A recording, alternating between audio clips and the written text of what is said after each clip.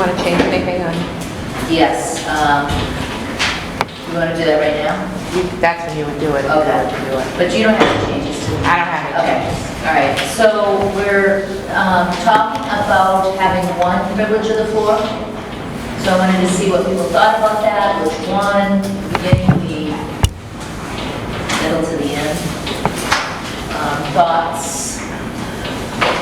Not sure why I asked Carla a couple months ago, why do we have two? I don't understand. We've never really needed the two in the 16 years I've been here. Yes, Barbara? I just think if you have one at the end and people aren't here, well, I'm going to change my thought. If you have one at the beginning and people here for a specific reason, they can address that right at the beginning and leave if they want. But if they want to stay through, then if they do stay through, they may hear something that comes up during our meeting that they'd like to respond to at the end. That's where I see the benefit of both. Sam? I would prefer just to have one. I think it's much more efficient to have one. Whether it's at the beginning or end is not as big an issue, but I think it's more efficient to have one. Allowing the public to come in at that time. But as long as you notice it, then they know where in the meeting it's going to fall. Right. So I think that's the key. So for instance, like today, we've noticed it here at the beginning. We have one at the beginning, which would be fine. But again, I think it should be one. Okay. All right. I would agree to that. You would agree, Walter? Okay. All right. You want to vote on that? Or do you want to just try it? I would vote on that. You know, it comes from the New Hampshire School Boards Association did a training recently on privilege of the floor and how it's ordered, just because it's come up so much this year in particular. So that was one of the suggestions to do that. To also, there was other suggestions as well. So I think, I know the chair's got that, the PowerPoint from that, so it's just something to consider. You've always had, you know, it's just, the agenda's always been the same here, so it's just a good time to look at it to make the meeting more efficient or not, whatever you choose to do. But I would vote on that. That's, and I would be specific about where it's going to be. Okay. So thoughts about where you'd like to have it? Sam, what do you think? I don't have a strong opinion either way. I think the key is that the public know, so that people can plan accordingly. We start at 5 o'clock. If it's at the beginning, they can participate in that. If it's at the end, they can come in later if they'd like. So, Tim? I would prefer to get our business done ahead of time and then have it after the fact, so that if we needed more time, we just stay a little bit later, go that way. Okay. Walter, do you? I have no opinion. Okay. does the School Boards Association offer any guidance on that? No, not as far as where it should be. Most of the districts that have gone to one keep the first one and eliminate the second one. But that's just a pattern. It's not for any specific reason.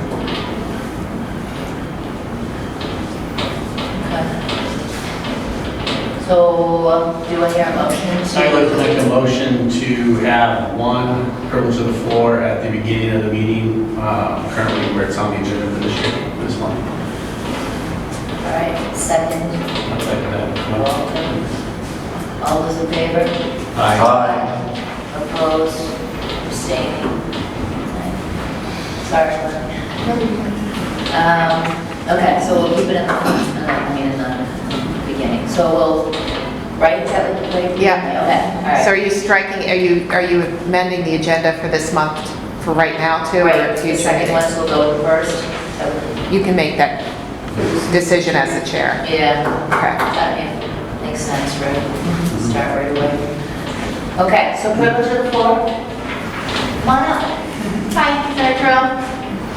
I just want to say that I'm very sad that you took away your second privilege of the floor. As a long-time attendee of these meetings, I often hear things in your meeting that I then wish to comment on later in the meeting, and now you've taken away my opportunity.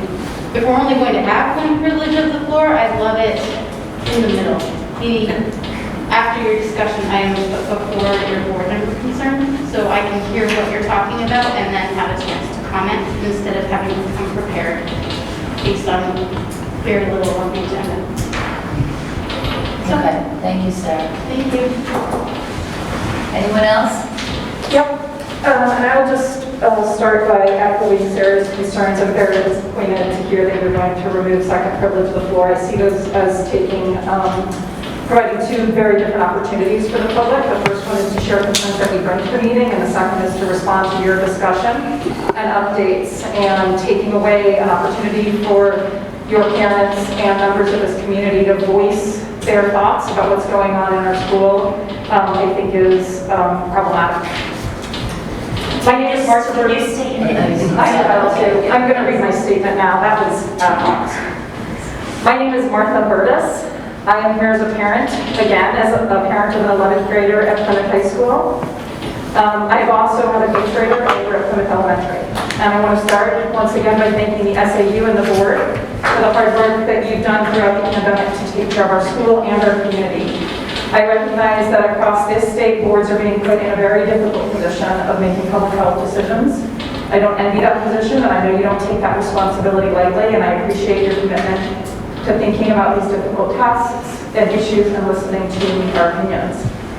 I, though, am asking you once again to put a mask requirement in place at Plymouth Regional High School to help our community fight the spread of COVID-19. The medical expertise is clear. Masking in school is an important public health measure for stopping this virus. Since early August, the Centers for Disease Control has recommended universal indoor masking for all students, staff, teachers, and visitors in K-12 schools regardless of vaccination status.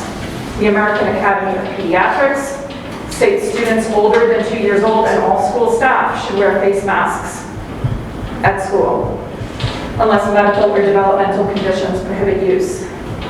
Last week, 3 new studies were released that highlight the importance of using layered prevention strategies, including universal masking, to stop the spread of COVID and minimize disruptions to school operations for safe in-person education. According to one of those reports, during the 2 weeks following the start of school, the average change of pediatric COVID-19 case rates was lower among counties with school mask requirements compared with counties without school mask requirements. It was about 16.32 per 100,000 for those with school mask requirements and 34 for those without, 34 per 100,000. Most importantly, however, last week, Spear Memorial Hospital issued its own statement, aligning with the CDC's recommendations from August for universal masking in schools regardless of vaccination status. That's our hospital right down the street where we all seek treatment. I mention this because it's the most specific recommendation our own local hospital has issued with regards to masking in our schools this year. And I hope that you plan to heed the medical experts' advice. I understand, though, that the board wants to base public health measures in our school upon the local situation here in Plymouth. So I ask you to consider this data. The vaccination rate for the town of Plymouth remains low, with only 46% of residents fully vaccinated. Now that's higher than some of our other towns within the PRHS region, but it's also lower in some other towns. Taking Plymouth as an example, that's 10% below the national average for full vaccination, and it puts us on par with the 11 least vaccinated states in this country. Within our SAU, we've already seen one significant cluster of COVID-19 down the road at Wentworth Elementary, resulting in approximately 25% of that student body becoming infected. And right now, here at Plymouth High School, we've seen 14 cases since late August. Actually, that's gone up. We have 5 new cases today. 19 cases since late August, with, I believe, 13 current cases. I don't know what cases have cleared yet, and that has not been updated yet. At this time last year, we had not seen a single case yet in this high school. I know that as a parent because I tracked every case in this SAU diligently all of last year. The first notification I received last fall about a positive case was on October 9th. And in fact, prior to winter break, we had only seen 11 cases in this high school. Today is October 5th, and we are ahead of that number that we didn't see until winter break last year.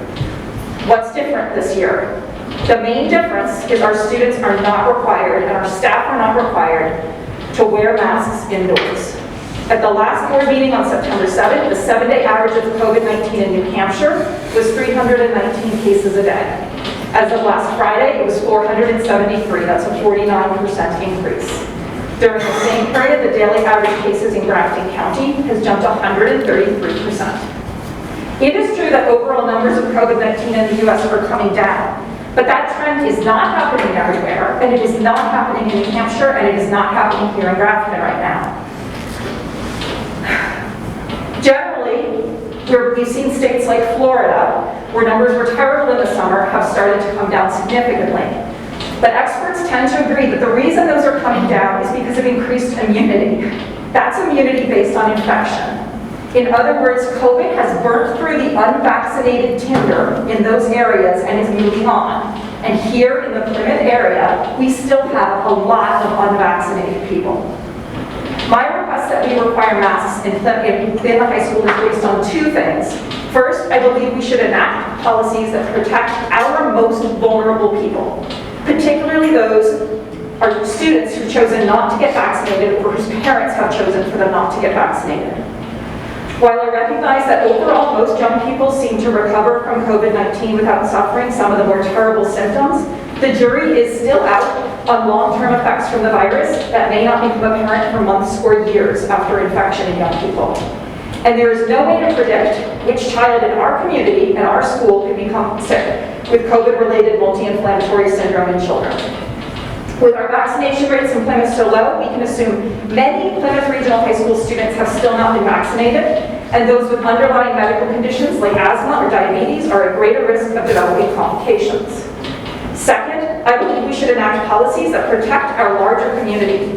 All of our children and most, if not all of our staff, many, if not most of our staff live in households that include people of different age groups, vaccination statuses, and medical backgrounds. Taking the virus home to a more vulnerable family member is a real risk. All of our children and staff live in the greater Plymouth community where they interact every day with neighbors, friends, retail workers, doctors, nurses. Exposing a vulnerable member of these groups is a real risk. And finally, we are lucky to have an excellent hospital here in Plymouth. During normal times, it is able to meet our community's medical needs, but it is a small hospital with 25 beds, and it would not take much to overwhelm the staff and resources available. Since the last board meeting, one of my children required emergency care at Spear Hospital for a condition that, while treatable, was very time sensitive and demanded immediate access to a healthcare professional. We were very lucky that on that Sunday morning at 7:30, a capable ER physician was available to help my child and quickly get set up for surgery to prevent much more serious complications. At that time in this country, there were hospitals where if we had turned up at the emergency room, my child could not have received care because of the number of COVID cases. And I shudder to think what would have happened if that had been the situation here in Plymouth. The outcomes would have been frightening and life-changing. And that's just my kid. It doesn't account for somebody getting in a car accident tomorrow, somebody falling off their roof this weekend, somebody coming down with another virus or illness that requires hospitalization. So today, I call on you, the board, to bring a motion for vote requiring masks while indoors and under 6 feet distance. As a parent and a resident of Plymouth, I would like to know where each board member stands on this issue. Personally, I believe requiring masks in our school is about protecting individual children, protecting vulnerable community members, and protecting our critical healthcare staff and resources.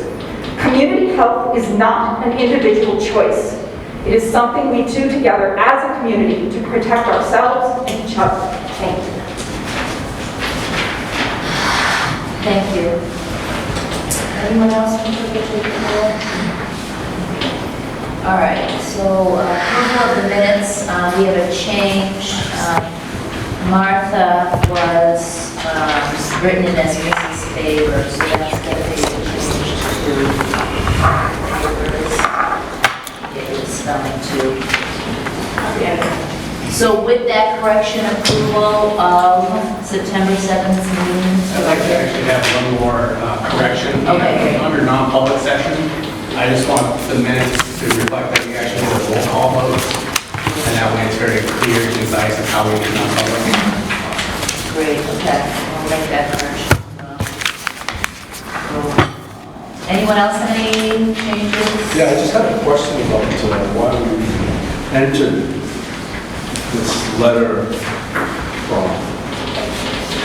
Yeah, we don't typically do that. So if it's requested that it's in there, I put it in the drafts, and then you can decide if you want to, as a board, some include correspondence like this as letters in minutes, some do not. I've not seen a history of it, but that's something I put it in the draft, just if you want to continue.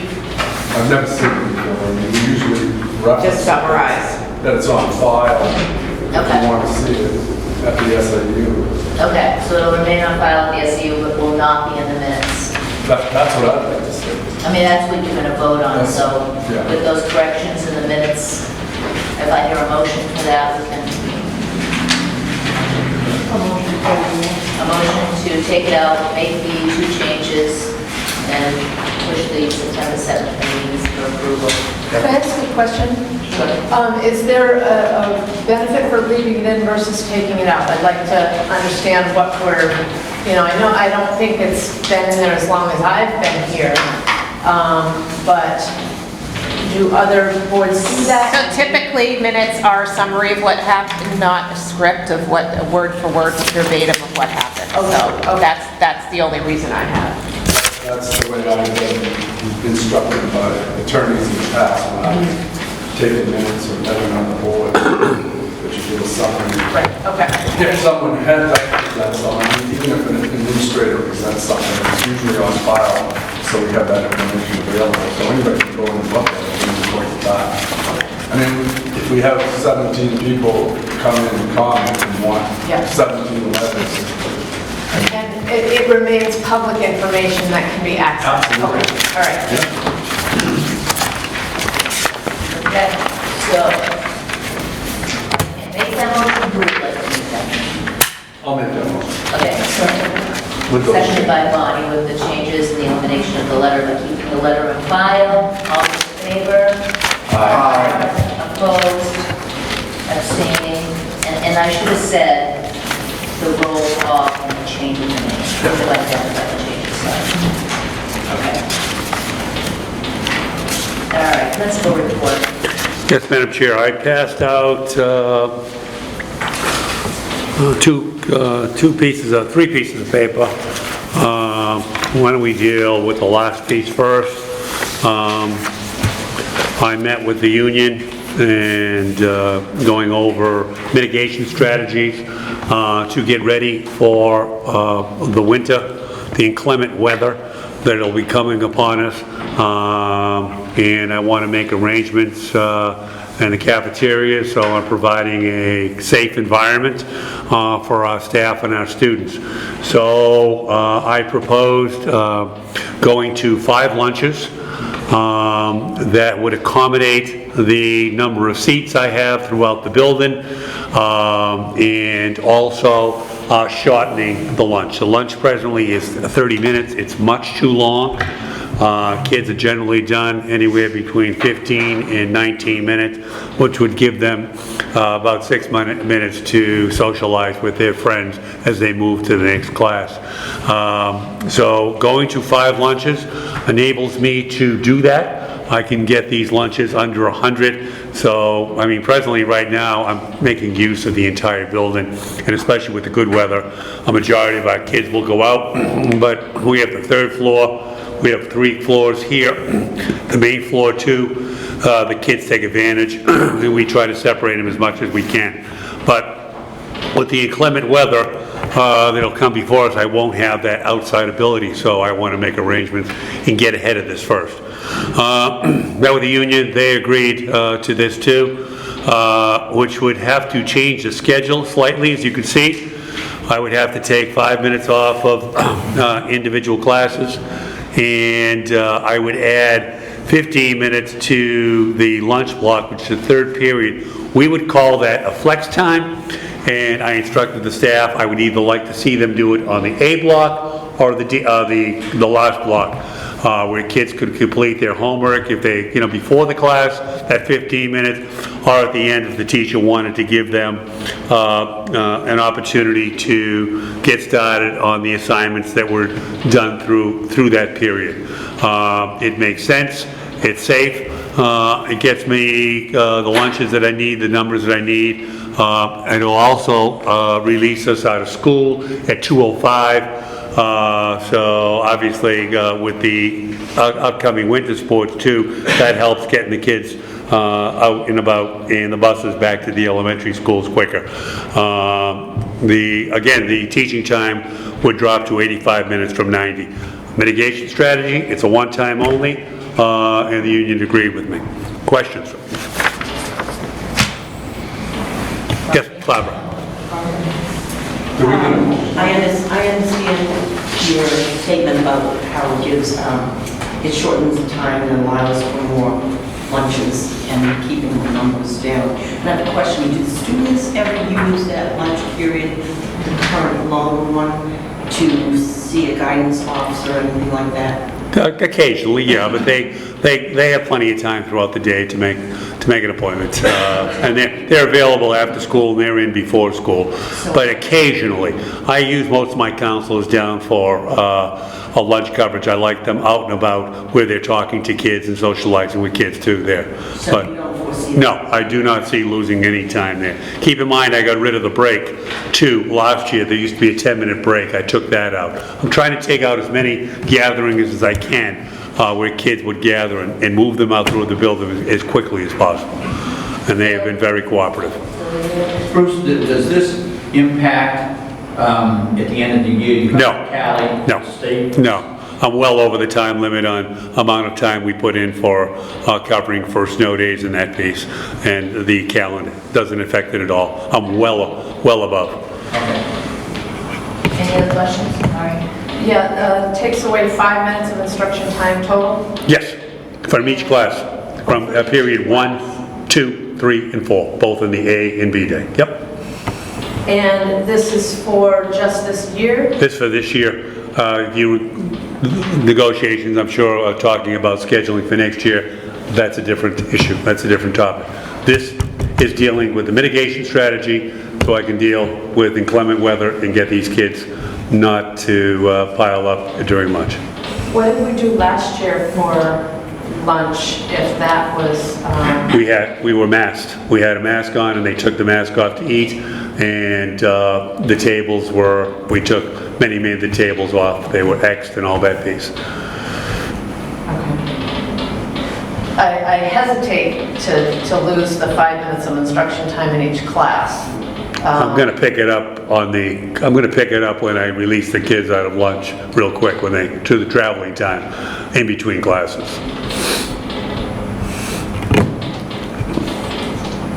Any other questions? You get schedules set up for delayed opening and early release and all that stuff? Not yet, Paul. Nope, I haven't done a schedule for the delayed opening or the early, no, I haven't. I will do that once I get the approval to go to there. Okay. All right. Need a motion? All right. Who wants to make that? I'll make a motion. Okay, Tim. I'll second. All right, to approve, seconded by, to approve the new schedule, minusing the 5 minutes with your times, seconded by Christie. All those in favor? Aye. Opposed? Opposed, Maureen, abstaining. Second piece I gave you a job description for a reading and writing specialist that I'm proposing at Plymouth Regional High School. And I intend to fund this through the ESSER 3 grant, especially on the theme of learning loss. So the amount of time that a lot of the kids that were remote were not in this building. So I have an opportunity to take advantage of the money that's out there and use this person in a very unique way. As you can see, I've provided you the job description for it. There is a need within this building, just not in special ed, but in regular ed, for this person to be a full-time job. salary that I would be looking at, a new person coming in at an M5, the base salary would be approximately $52,000. With benefits on a single would be $87,000. With benefits with a family would be approximately $94,000. The grant would cover this, and we would take a good hard look at the benefits that this position would provide us. And I can do that obviously with the scores of some of the kids that will be dealing with this person. Many high schools throughout the state have a reading specialist. We do not. We have never had one. But again, this grant fits like a glove with the learning loss, not only the social emotional piece that we've added, that we've done here at the high school, but now to address the academic piece. There is a gap, and we're trying to lower that gap as we move forward. So this would be covered. I would ask the board, if they approve this, that I run the ad ASAP. Is this just for the grant that's going in? This is for the grant, yeah. This is the money, total money would be covered by the ESSA3 grant. Is that like a one time? It's a one-time, it ends in 2024. And we would take a good hard look. And keep in mind, as we look at our numbers, as we go down the road, and where our strengths and weaknesses are. Yeah, good. Any other questions? It's a win-win. All right, is there a motion for reading and writing specialist at North Regional High School to be covered by grant? Go another discussion. Okay. Would it be possible to get some type ahead of time of metrics we'd be using to assess effectiveness? I know you said, well, look at, something very global, but I guess I would suspect that somewhere along the line there would be a request to continue this thing. Yeah.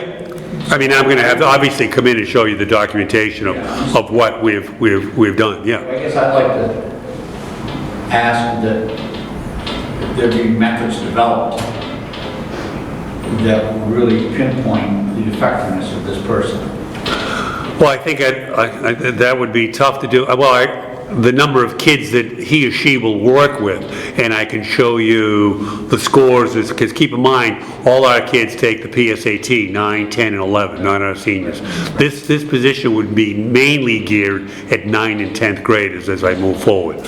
And Because with the reading and writing specialists, they work with teachers. So that's their coaching literacy to the teachers as well, to come up with interventions and ways to close the gap.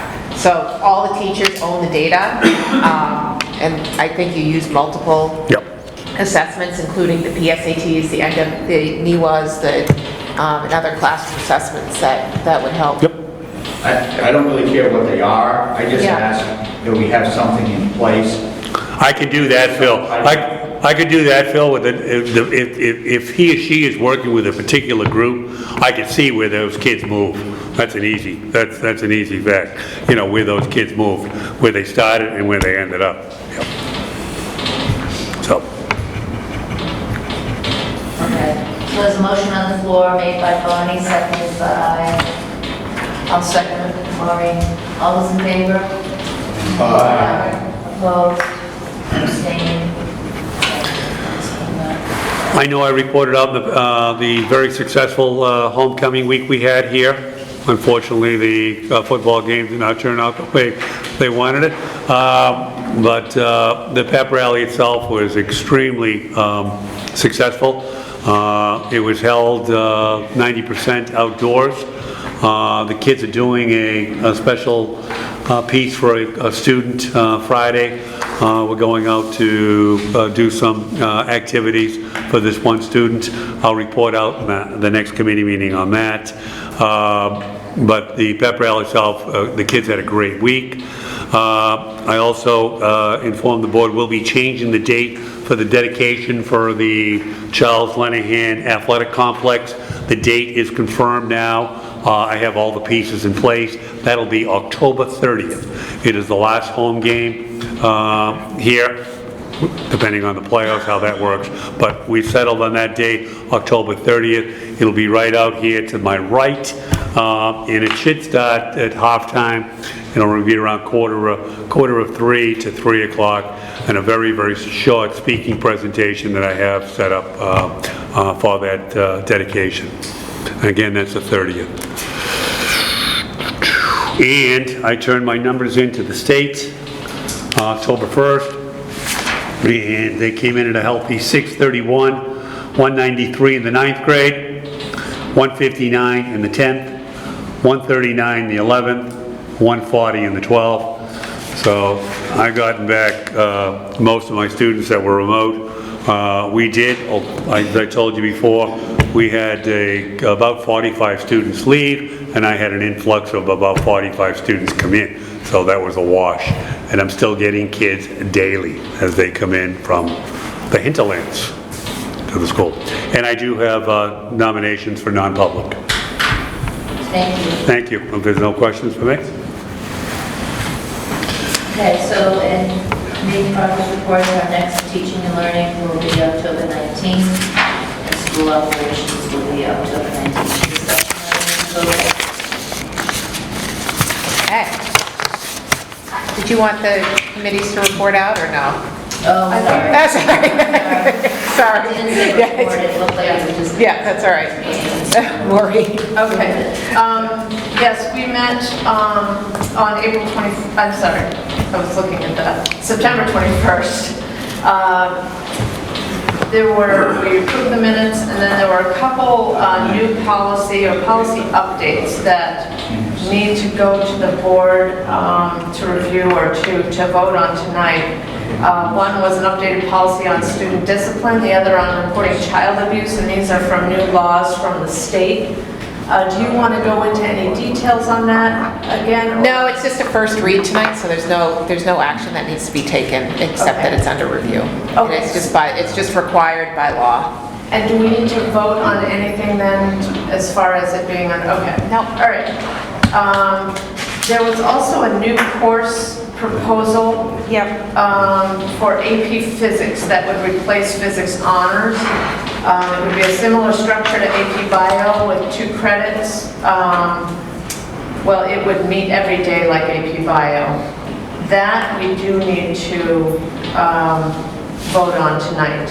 And if you need more details, you guys. Yep, it's under discussion items, so we'll bring it up during that point. So we'll do it then. Yep. All right, school operation, I'm already all set. Yep. All right. School operation. Oh, I'm sorry. No, I'm not. The note's down here. There was an award that Ashley Laufenberg received from the New Hampshire Physical Education. The Organization for PE and Health and Wellness. All right, yes, for New Hampshire. So congratulations to Ashley Laufenberg. And it was also discussed that we're low on substitute teachers. And we talked about that, bringing it to the full board and discussing whether we should consider a higher compensation for substitute teachers. Right now it's $75 a day. Do you want to discuss that tonight? Is that? Yeah, so it's $60 a day right now. 60. And I have the information under discussion items for the full board. I didn't look down there. Yep, that's all right. Great. Great, thanks, Roger. School operations, we met on the same day, just a few minutes later. We discussed some guidelines by DHHS and the Department of Ed, and we also discussed the SAS testing. And then we ended up wrapping up our meeting. Yep, it was a pretty quick one. Yeah, it was very quick. Good job on the report. Yeah. All from here. Great, okay, thank you. Discussion items, COVID update. So just an update real quick, Department of Health did release a couple of amendments or additions to their toolkit for the school. So one was around masking, and it's the recommended masking indoors. The other piece was defining a cluster or an outbreak. So you've heard a little bit, we did have a cluster that just closed out yesterday, a new one that started today. That is 3 related cases within the buildings is a cluster. An outbreak is 2 clusters, so 2, possibly 6 kids or more. We had a significant cluster out at Wentworth, which I'm sure you received many of the press releases. That has closed out as well. Just an update on where all of the schools are as far as masking, because it's SAU 48 is definitely local control, and so there's different policies for each district. So just wanted to inform you that Waterville, Holderness, and Thornton have some sort of requirement, not recommendation. Their votes were a little varied on distances and exceptions and stuff like that. The rest of the schools are still recommended, which is optional. And Wentworth, Rumney, and Plymouth Elementary last night voted to give me the authority to shift to a mask requirement if there's a cluster or an outbreak. So that's a temporary requirement if the Department of Health identifies that piece. So it's just something that DHHS, as working through a cluster, said that the board should consider. So you can consider that as well. I don't have anything else, unless I'm forgetting something, but Bruce has worked tremendously hard at spacing kids out, reorganizing pep rallies. You can't have it in the gym, just with the colder months, adjusting our schedule so we can space kids out more. The masking is one piece of it, but we're trying to do a lot more mitigation strategies to assist with that as well. So I do expect cases to go up regardless. I just think that's the way it's going to go. I think you've already seen it this year. It's just the nature of what's happening based on one is the difference in the masking requirement. Two is the remote learning piece is going through the State Board of Education, but we've received pretty clear communication that that's not an option for districts to head to remote instruction, that to offer 5 days a week of in-person. I'm sure you've seen it all over. And then the last piece that contributes to, I think, an increase in cases is the identification around close contacts and the recommendations of what you have to do. Last year, I think you remember, I'd come to board meetings and say we had 70 students out of school because they were identified as close contacts. Somebody who maybe sat next to somebody that was positive on the bus or at lunch. That is no longer the case. The only people that need to be quarantined at this point by the Department of Health are household contacts that are unvaccinated. So that really changes. So close contacts with other students, they continue to come to school. So I think given those 3 differences from last year to this year, you're going to see a difference just in that piece. That's all. Any questions for me? Maureen? Yeah, could you go over our school specifically and what's going on right now? How many cases we have going on? You have, as of today, I'd have to look at the dashboard. I think you had 4 yesterday, 9 today, 5 students today. I think you're up to 11 active cases, maybe 12 at this point. And are they clusters? Are they? There's 1 cluster identified, so 3 of the students are related cases. Okay. There's 1 cluster. The other cluster closed out. And I do anticipate there will be more, and I would not be surprised if there's what's considered an outbreak, which is two clusters. I mean, the threshold is that's what it, the reality of it is, we're going to get there at some point. Any I other think. questions?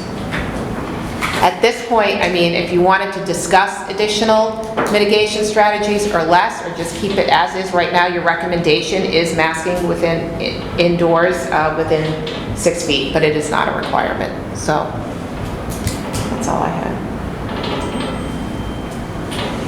Any other comments or questions? Report child abuse neglect policy, first reading.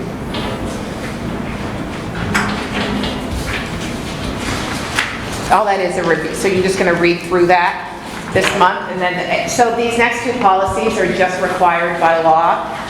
The abuse and neglect policy, that is just the mandatory reporting, and there is training surrounded by that. Officer Jill is putting that together, I believe, for the high school. She is. It's the know and tell, and it's really when to report and how to report and the information you need when you are reporting abuse and neglect. So this would be the first reading. Yep. Yep. Then, do you want me to jump into the next policy? Yes, The next okay. policy is around detention, suspensions, and all of those pieces. So that is, the law was updated, so this just follows the law. It's the New Hampshire School Boards Association template. And if you do adopt it, I'm sure there will be changes to the handbook Yes.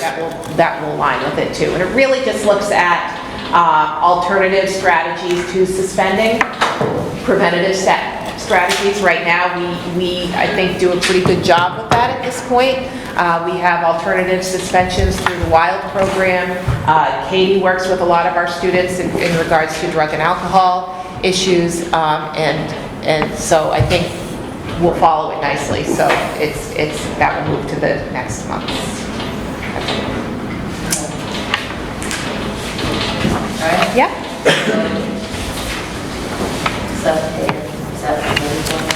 Yeah, so subpay, and I think it's changed a little bit. I gave you a handout with all of the subpays, as well as the mileage that kind of goes together. And we had talked about at the committee meeting, as far as, we really have had a hard time getting a nice pool of candidates for support staff, custodians, paraprofessionals, and especially substitutes, as far as folks that want to come in. It's just not worth the time typically to get that money. So we have looked at it. The high school has not looked at the rate in a while. Some surrounding districts are offering up to $105 per day in Guilford, and I believe somebody said they saw $100 a day. The information I have is Lincoln Woodstock is at $90 a day. Interlakes I had at $75, but I think somebody said that they were bumped up, as well as Newfound is $75. I have for certified teachers, $70 for non-certified.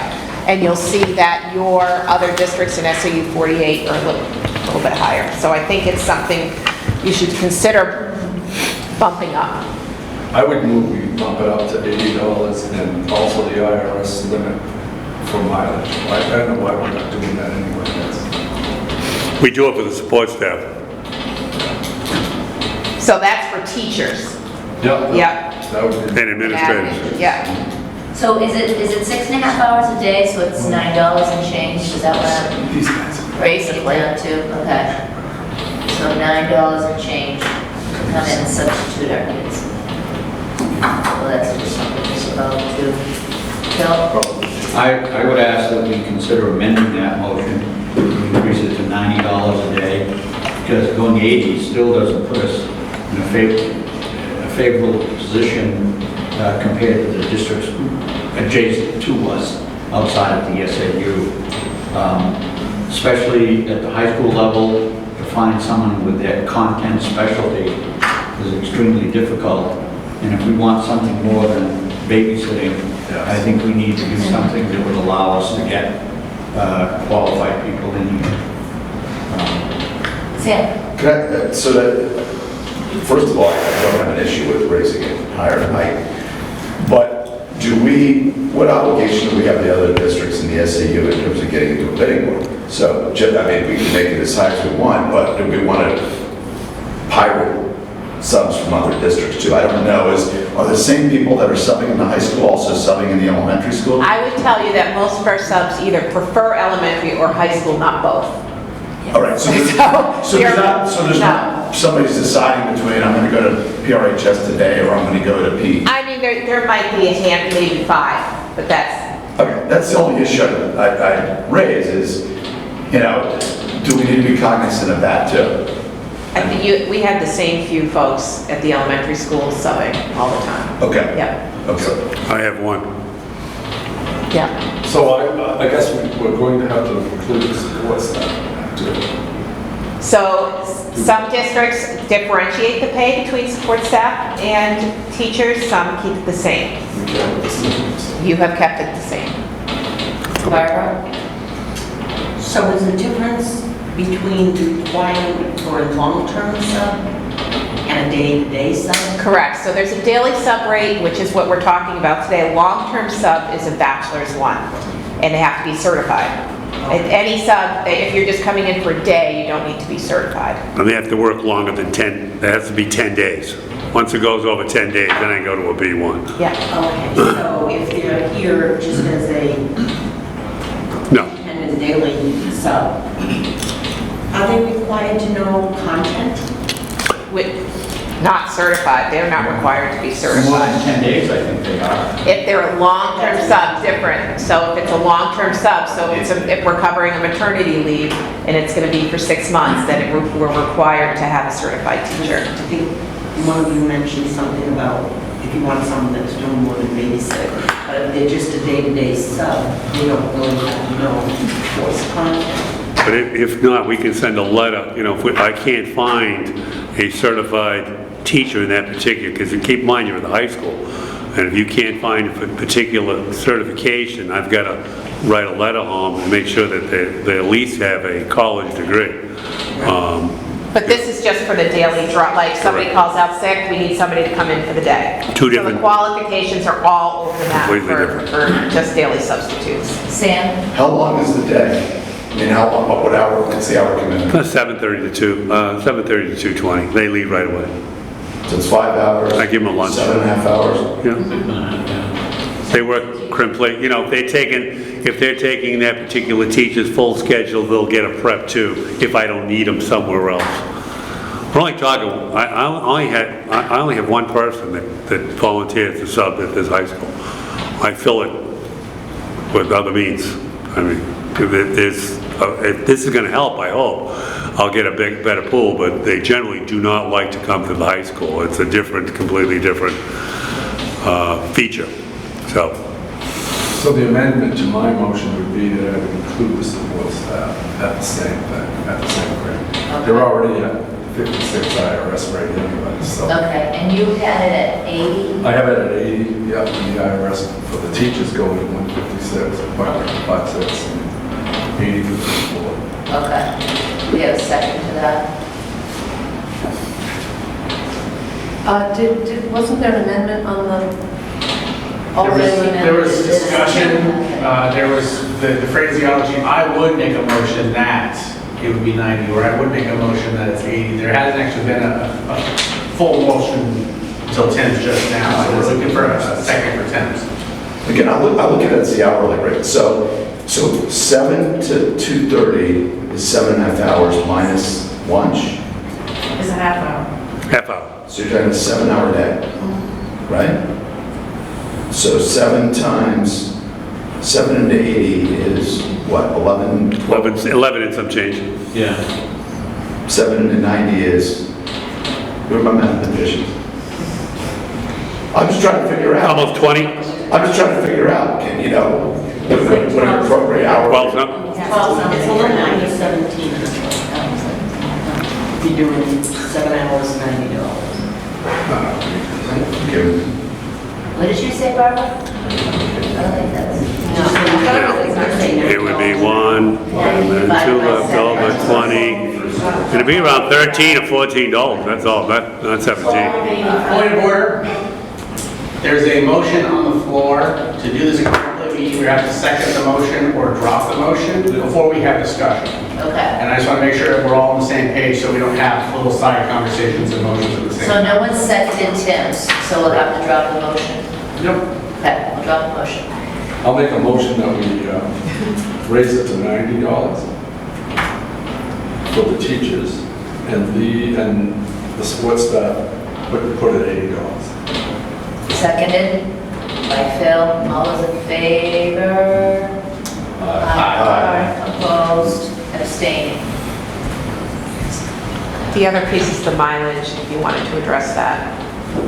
Yeah, I guess 56 for the, Second, I'll second that piece of it. What are we 56, voting on? we say the So state. The mileage. is to update the mileage from 40 cents to 56. Thanks. the IRS. But, okay, so if it changes, if the IRS changes, it would be something else. Yeah, Just just the say- IRS recommendations, okay. Might be 56 today, 58 tomorrow, whatever, but it's the IRS. So the motion from Tim, seconded by... I second it. Okay, all those in favor? Aye. Opposed, abstaining? 90, correct? Correct. 1980.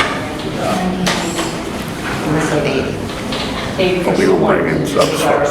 It's just a little under $13. Okay, thanks. I'll save that money for my package. New course proposal, is that what we already did with Bruce? Is that what? Yeah, no, we didn't, new course we did in subcommittee, AP Physics. Right, so I mentioned that in our report out. Do you want to go into the details of AP Physics or If anyone has any questions, it's going to replace physics honors. We'll follow the AP Physics curriculum, something we've been looking forward to for a long time. It will be instituted next year too. Okay, so coming. The budget coming from committee. All in favor? Point of order. A motion has to be made to accept Okay, the course, that's it right. has to be seconded, then We we can used to vote. do it from committee, but, all right, so let's not do it from committee. Let's I'd like do it- to make a motion to accept the new course proposal in AP Physics for next year. Seconded by, I can second that. all those in favor? Aye. Opposed? Abstaining? All right, other business?